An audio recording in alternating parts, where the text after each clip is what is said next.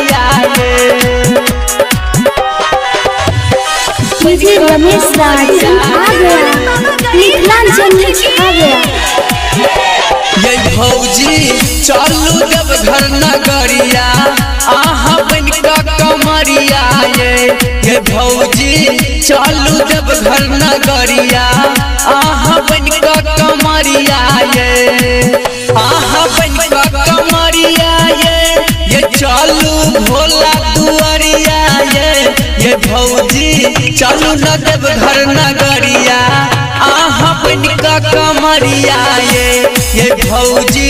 चलू न जब घर नगरिया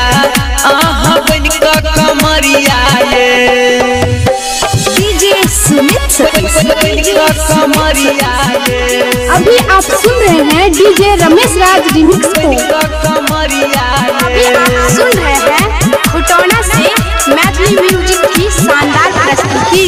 ये भौजी छूट जैतई गाड़ी जल्दी करू न तैयारी ये भौजी करू न तैयारी ये भौजी छूट जैतई गाड़ी जल्दी करू न तैयारी ये भौजी करू न तैयारी पैसा मांगलिया रुपैया चलू जब घर नगरिया ये भौजी चलू जब घर नगरिया आहा बनका कमरिया ये डीजे सुमित बनका कमरिया ये डीजे रमेश राज सीतापति बनका कमरिया ये अखन अहाँ सब सुन रहल छी स्टार सिंगर आर.के. राजा के मधुर आवाज में। तजल भोला पर चढ़े नीमन फलबा मांगले भैया भौजी फलबा मांगले तजल भोला पर चढ़े नीमन फलबा मांगले भैया भौजी फलबा मांगले बेटा मांग बसाइर चरिया चलू देव घर नगरिया ये भौजी चलू देव घर नगरिया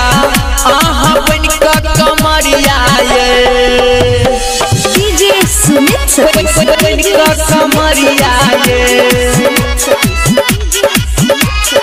बनका कमरिया ये अभी आप सुन रहे हैं खुटौना से मैथिली म्यूजिक की शानदार प्रस्तुति। तमाथ में बांध के पगड़िया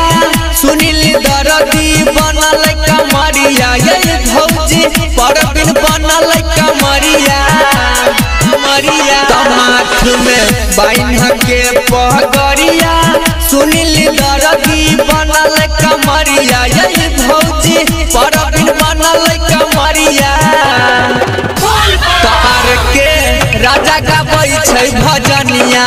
चलू देव घर नगरिया ये भौजी चलू देव घर नगरिया आहा बनका डीजे कमरिया रमेश राज सीतापति।